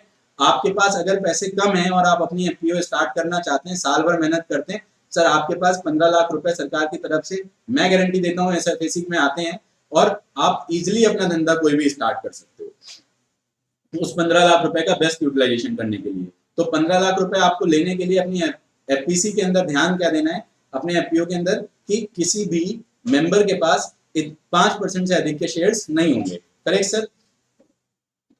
अच्छा, FPC के अंदर अपने को जब हम अपने मेंबर्स बनाना चाहते हैं, अपने बोर्ड ऑफ डायरेक्टर्स बनाते हैं, तो ध्यान देना चाहिए कि कोशिश ये करनी चाहिए कि सर जनरल कैटेगरी से भी रख लो, SC ST से भी रख लो, OBC से भी रख लो, जितने भी वर्ण हैं, ठीक है। तो उससे फायदा क्या होगा कि जहाँ पे अपनी स्कीम, मान लीजिए कोई स्कीम आती है कि यहाँ पे सिर्फ और सिर्फ SC ST के लिए है, तो साहब हमारे ऑर्गेनाइजेशन में SC ST होगा। अब यही सारी बारीकियां जो हैं FPC बनाते टाइम पे हम ध्यान नहीं देते हैं, जिसकी वजह से हमको हमारी सरकारी स्कीम का फायदा नहीं होता है। तो सर ये सारी ये बारीकियां और भी डिटेल में हैं, तो ये बारीकियां आपको आपके कंसल्टेंट के साथ बैठ के डिस्कस करनी होंगी, तब आप अपनी उन बारीकियों को लिख पाएंगे। एक और सवाल हमारे पास शुरुआत में आया था कि क्या क्वालिफिकेशंस होना जरूरी है, क्या FPC में किसी या FPO में किसी आदमी का, किसी मेंबर का कोई पढ़ाई लिखाई करना कंपलसरी है? नहीं सर, आप झोला छाप आदमी को भी, अंगूठा लगे वाले आदमी को भी आप FPC का मेंबर बना सकते हैं, कोई दिक्कत नहीं है। क्या जमीन होना अनिवार्य है? ये सर मैंने ऊपर डिस्कस कर लिया है इसको। कौन कौन से डॉक्यूमेंट लगेंगे मैंने ऊपर डिस्कस कर लिया है सब। चेंज ऑफ मैनेजमेंट, यहाँ पे थोड़ा सा एक चीज और कर सकते हैं कि मान लीजिए सर किसी को रिमूव करना है, तो डायरेक्टर्स, बोर्ड ऑफ डायरेक्टर्स अपने रिमूवल के प्रोविजंस को अप्लाई करते हुए काम करेंगे। अगर कोई आदमी 4 मीटिंग्स में लगातार नहीं आता है तो उसको नोटिस डाल के आप रिमूव करवा सकते हो। कोई आदमी रिजाइन करना चाहता है तो वो सिंपली अपने कंपनी के रजिस्टर्ड ऑफिस के ऊपर एक नोटिस डालेगा रजिस्टर्ड पोस्ट के माध्यम से और अपना DIR 11 फाइल करेगा। सर अभी कंपनी की जिम्मेदारी है कि वो एक्सेप्ट करे। साहब ने बता दिया कि हमने रिजाइन कर दिया, और साहब की जिम्मेदारी जिस दिन उन्होंने रिजाइन कर दिया, जिस दिन आपको वो लेटर भेज दिया, उस दिन के बाद से खत्म हो जाती है। तो साहब इस मामले में बड़ा सुरक्षित है। प्रॉफिट का डिस्ट्रीब्यूशन कैसे होता है सर? प्रॉफिट का डिस्ट्रीब्यूशन हम लोगों ने, उसमें फिक्स डिविडेंड है सोसाइटी में, इसमें कमेंसुरेटिव जैसा जैसा डिविडेंड होगा वैसा वैसा आप काम करो, जैसा जैसा काम करोगे वैसा वैसा आप डिविडेंड डिस्ट्रीब्यूट कर सकते हो, कोई दिक्कत नहीं होती है सर। ठीक है। क्या CA होना कंपलसरी है? FPC के लिए सर CA, CS या CMA होना कंपलसरी है, और कोऑपरेटिव सोसाइटी के लिए कंपलसरी नहीं है। नाबार्ड का सर रोल मेरे से पूछा गया था। सर असल में बहुत पहले FPC बनाने के लिए नाबार्ड क्या कर रही थी, अच्छा खासा पैसा दे रही थी। अभी वो स्कीम बंद चल रही है, बट इतना ज्यादा पैसा, और उस स्कीम के माध्यम से NGOs बनी ज्यादा बट सक्सेसफुल कम रही, क्योंकि लोगों का इंटेंशन क्या था कि कैसे भी वो पैसे रूट कर लें। बिल बनाया 1 लाख रुपए का, साहब ने पैसे लिए होंगे, जिन भी साहब के माध्यम से बनी होगी कम, और बाकी का पैसा आप समझ ही सकते हैं। तो क्या है कि CA कंपलसरी है सोसाइटी कंपनी के लिए, सोसाइटी के लिए नहीं जरूरी है। और नाबार्ड का रोल मैंने आपके साथ डिस्कस कर लिया। एरिया ऑफ मेंबर रखने के लिए सर आप जो है कि राजस्थान में बैठ के मुंबई का मेंबर रख लीजिए, उत्तर प्रदेश का मेंबर रख लीजिए, कोई आपत्ति नहीं, आपकी कंपनी रजिस्टर्ड हो जाएगी, वो मेंबर आपके बोर्ड के ऊपर आ जाएगा। लेकिन मेंबर कैसे रखने चाहिए ये मैंने सबसे पहले आपके साथ डिस्कस कर लिया था। फिर मैं खर्चे भी मैं डिस्कस कर चुका हूँ, कंपनी कौन सी तारीख को बनी इस चीज के ऊपर भी मैं आपके साथ डिस्कस कर चुका हूँ, और ऑथराइज कैपिटल और पेड अप कैपिटल कैसे करनी चाहिए मैं इस चीज के ऊपर भी आपके साथ डिस्कस कर चुका हूँ। ठीक है सर। अब अगर आपको ये इन्फॉर्मेशन पसंद आई है तो आप चैनल सब्सक्राइब कर लीजिएगा, लाइक करिएगा, वीडियो शेयर करिएगा अपने किसान भाइयों के साथ में, जिससे उनको डिटेल मिल जाए। और अगर आप चाहते हैं कि मैं सर एक FPC को लेके स्पेशल ट्रेनिंग सेमिनार रखूं 3 दिन का, तो आप मेरे को बताइएगा। फ्री सेमिनार रहेगा सर। अपने इस चैनल पे किसानों के लिए हम एकदम एब्सोल्युटली फ्री अवेलेबल हैं, और किसानों के लिए जितनी इन्फॉर्मेशन देनी है वो फ्री ही जाएगी, कोई भी पैसे नहीं है। तो 3 दिन का अगर आप बोलेंगे तो हम एक ट्रेनिंग सेमिनार रख लेंगे। लेकिन आपको अपने ग्रुप में जब भी आप ये सेमिनार लगाएंगे तो आपको ये कोशिश करनी चाहिए कि उस ग्रुप में कम से कम 100 लोग हों, 100 नहीं तो कम से कम 50 लोग तो हो ही जाएं जब हम ट्रेनिंग सेमिनार रखने की बात करते हैं। और वो ट्रेनिंग सेमिनार आपके पास बहुत ही ज़्यादा इंफॉर्मेटिव रहेगा। आप अपनी FPC को बहुत अच्छे से रन करने में कामयाब होने वाले हैं सर, एकदम एब्सोल्यूट तरीके से। Right sir. मैं आपके साथ में एक और चीज़ डिस्कस करना चाह रहा था। ओके खैर, अगर आपको इसके अलावा कोई और टॉपिक्स जैसे निधि कंपनी, NGO के ऊपर, NBFC के ऊपर, साहूकारी के ऊपर, GST के ऊपर, इनकम टैक्स के ऊपर, रेरा के ऊपर, या आपके मन के अंदर सब किसी और जैसे चकबंदी के ऊपर मेरा एक वीडियो बना हुआ है, तो उसके ऊपर अगर आप कोई जानकारी चाहते हैं तो वो भी कर सकते हैं। तो सर ये वीडियो ये जो इन्फॉर्मेशन थी एज ऑफ नाउ यहीं तक थी और ये खत्म हो गई। अब एक लास्ट इन्फॉर्मेशन हम और कर लेते हैं सर शेयर, कि साहब अपने को एफपीसी या एफपीओ बनानी क्यों चाहिए। Correct sir. तो एफपीओ अपने को बनानी क्यों चाहिए, उसका एक बहुत इंपॉर्टेंट चीज है जो मैं मेरे को सबसे पहले आपके साथ डिस्कस करना चाहिए था, और वही चीज मैं सबसे लास्ट में डिस्कस कर रहा हूँ। करेक्ट, मैंने लिखी थी और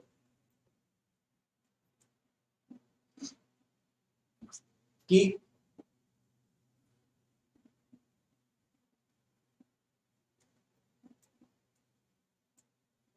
okay okay benefits of, sir देखिए भारत के अंदर पॉपुलेशन तो बढ़ रही है। अब पॉपुलेशन बढ़ रही है तो इसलिए जोत हो रही है छोटी, क्योंकि बच्चे होंगे फिर डिवाइडेशन होता है तो जोत हो जाती है छोटी।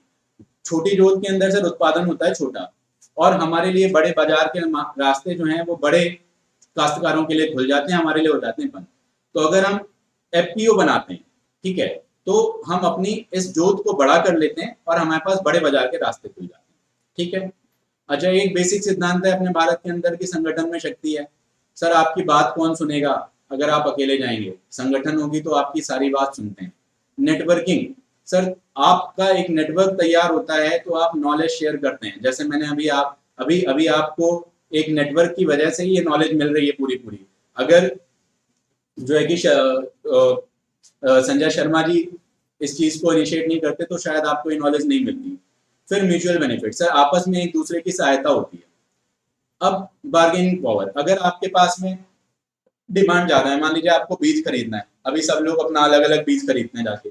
अब साहब जब अलग अलग बीज खरीदेंगे तो जाहिर सी बात है उनके पास में क्या होगा सर, अलग अलग बीज खरीदने की वजह से कम डिमांड होगी, तो वहां पे बार्गेनिंग पावर घट जाएगी। लेकिन जब आपकी डिमांड अधिक हो जाएगी तो आपको बार्गेनिंग पावर भी बढ़ जाएगी।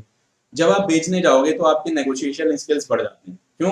क्योंकि आपके पास माल ज्यादा है और आपके पास रिसोर्सेज भी ज्यादा हैं, आपके पास अपॉर्चुनिटीज भी ज्यादा हैं, आप नेगोशिएशन स्किल्स में ज्यादा अच्छे से आ जाते हो।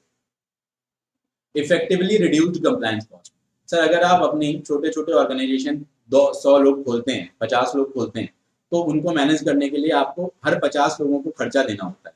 ठीक है, ऐसा कोई भी आदमी नहीं होगा जिसको खर्चा नहीं देना होगा, 1000 रुपए 2000 रुपए सालाना। अब मान के चलिए अगर 1000 रुपए आप अपने आईटीआर फाइल कराने का, वो तो आपको जाएगा ही जाएगा, इसके अलावा आपको अपनी कंपनी के बैलेंस शीट वगैरह का कोई आदमी 1000-2000 रुपए भी दे रहा है और 100 लोग हैं, तो सर वो 2 लाख रुपए डिस्ट्रीब्यूशन हो जाता है। तो जबकि आपकी कंपनी एक ही है तो आपकी ये इफेक्टिवली कॉस्ट कम हो जाती है, तो आपके पास आपका बर्डन कम हो जाता है।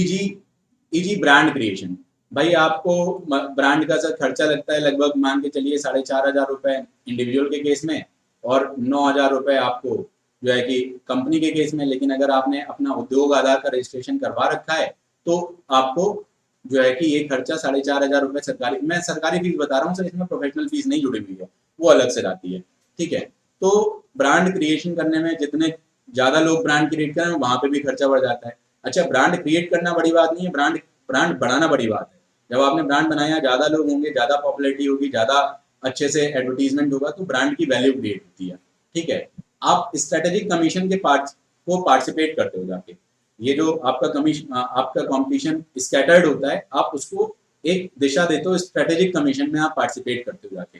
फिर कंसोलिडेटेड फाइनेंशियल पोजीशन, अभी छोटे छोटे लोग जिनके छोटे छोटे आईटीआर हैं, बड़ी कंपनी होगी, ज्यादा लोग कंसोलिडेटेड हो चुके होंगे, बड़ा आईटीआर बनेगा, तो अपने को लोन भी ज्यादा अच्छे से बैंक के पास से मिलेगा, सरकारी स्कीम्स भी हम ज्यादा बड़ी ले पाएंगे, है ना। फिर उसके बाद में यूनिटी की वजह से आप अपनी आप यूनिटी लोगों को अट्रैक्ट करती है, आपकी आवाज बढ़ जाती है। अभी मैं अकेले बोल रहा हूँ, नहीं मैं बोल रहा हूँ, 10 लोग मिलकर एक साथ चिल्लाएंगे ना, तो ये आवाज अपनी बढ़ जाएगी, और जब आवाज बढ़ जाएगी तो रेगुलेटर सरकार के पास हमारी आवाज बहुत अच्छे से जाएगी। हमारे साथ सर कोई भी काम गलत होने से पहले आप देखते हैं ना कि सर अगर कभी कोई यूनिटी होती है तो उनको उनके खिलाफ काम करने में आवश्यक दिक्कतें होती हैं। तो हमारे किसानों के अगर कोई जो है कि अहित में कोई डिसीजन कोई सरकार ले रही होगी तो हम इजीली बात कर पाएंगे। फिर एक्सपोजर, आप एक्सपोर्ट्स मार्केट के अंदर सर जाना थोड़ा टिपिकल होता है, लेकिन चूंकि आपके पास एक वैरायटी होगी, आपके पास लोग होंगे और आप आराम से एक्सपोर्ट मार्केट के अंदर कम कास्ट के अंदर जा सकते हो। रिसोर्सेज की शेयरिंग, मान लीजिए सर ट्रैक्टर है, ट्रॉली है, हड़सा है, बहुत ढेर सारे इक्विपमेंट्स होते हैं। अगर डेली डेली कहीं कहीं पे यूज नहीं हो रहे हैं तो सब वो आपस में शेयर हो सकते हैं, आपके खर्चे बचते हैं। ठीक है, तो ये तो सर हो गए, हमने आपको एफपीसी क्यों बनाई जाए इसके ऊपर डिस्कशन कर लिया। ऑलमोस्ट मैंने अपनी समझदारी के मुताबिक एफपीसी और एफपीओ को मैंने काफी हद तक पूरा कंप्लीट किया है। अब मैं सर ये चाहता हूँ आपसे कि आप मेरे आपके जो भी सवाल हों आप मेरे को ये बताइए सर कि आपके क्या सवाल हैं, तो मैं आपको एक एक जवाब देता रहूँगा। और ये आप मेरे को अपने लाइव चैट के ऊपर लिख सकते हैं, तो मैं आपके सवालों के जवाब दे दूँ अगर किसी को कोई भी सवाल हो। सर अगर हमारे ज़मीन नहीं है, किराए की ज़मीन पर काम करते हैं, तो क्या एफपीओ बना सकते हैं? सर आप एक काम करिए, उस केस में आपके क्या किसी पेरेंट के नाम पे ज़मीन है या नहीं, आप ये बताइए मेरे को। क्या आपके पेरेंट्स के नाम पे अगर ज़मीन है तो आप उनकी ज़मीन इस्तेमाल करिए, अदरवाइज़ एफपीसी बनाने में इस चीज़ के ऊपर कोई भी प्रोविज़निंग नहीं हुई है। बट कुछ स्कीम्स ऐसी होती हैं जिनमें ये कहा जाता है कि आपकी जो ज़मीन है ना वो आपके नाम पे ही होनी चाहिए। तो अगर मान लीजिए कोई ऐसी स्कीम है तो आप उसके पात्र नहीं बन पाएंगे, अदरवाइज़ आप बना सकते हैं। आप पट्टे के ऊपर ज़मीन लीजिए, आप बना लीजिए, कोई दिक्कत नहीं सर। और किसी के सर कोई सवाल?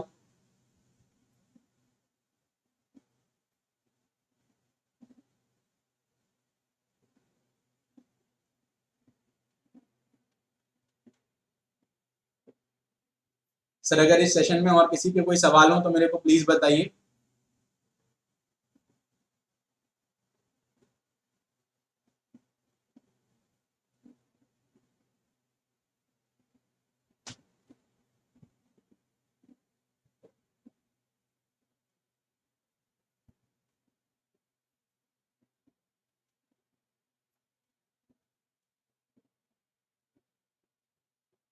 सर ये आपके लोकल लॉज के ऊपर डिपेंड करता है कि आप अपने एरिया में पट्टा कितने साल का ले सकते हैं।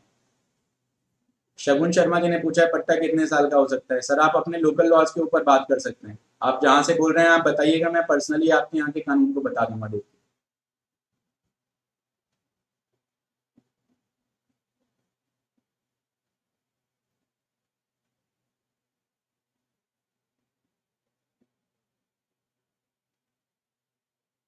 निश्चित ये बोल रहे हैं कि नहीं, तो सर एफपीसी बनाने में आपको कोई समस्या नहीं आएगी, आपकी एफपीसी बन जाएगी। आप जो है कि अपना रजिस्टर्ड पट्टा करिएगा, उसके मुताबिक आप एफपीसी बना लेंगे। रजिस्टर्ड पट्टे की कॉपी, उनकी खतौनी की कॉपी और आपकी प्रोड्यूसर सर्टिफिकेट की कॉपी। ठीक है सर, तो आपकी एफपीसी बन जाएगी। लेकिन वो सारी स्कीम्स में आप पार्टिसिपेट नहीं कर पाएंगे जिन स्कीम्स में कहा जाता है कि किसान की खुद की जमीन होना आवश्यक है।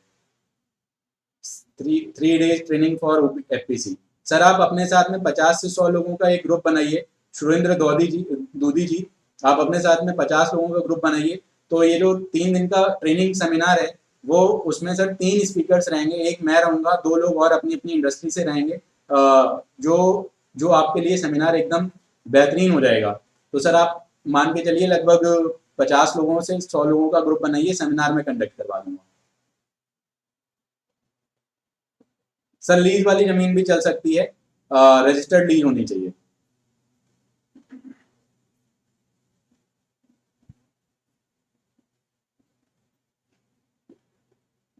सर और किसी की कोई सवाल?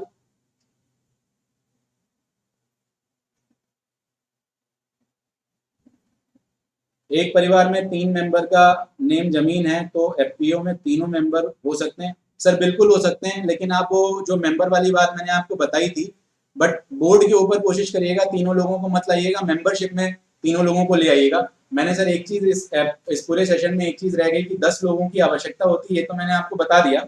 ठीक है, 10 लोगों की आवश्यकता जो होती है उसमें सर 5 डायरेक्टर्स और मतलब बेसिकली एक आदमी, एक एक पर्सन जो होता है ना, वो किसी भी कंपनी में केवल मेंबर भी हो सकता है, केवल डायरेक्टर भी हो सकता है और मेंबर प्लस डायरेक्टर दोनों भी हो सकता है।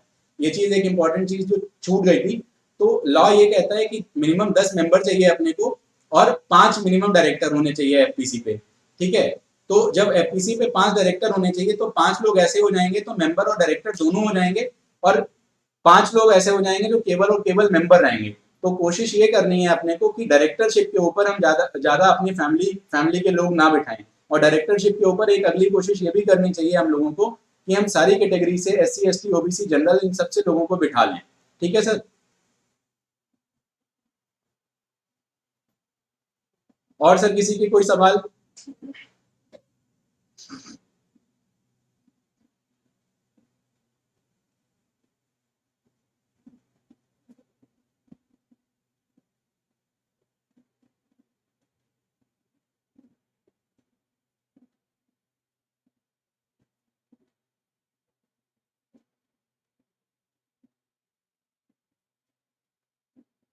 Okay, thank you.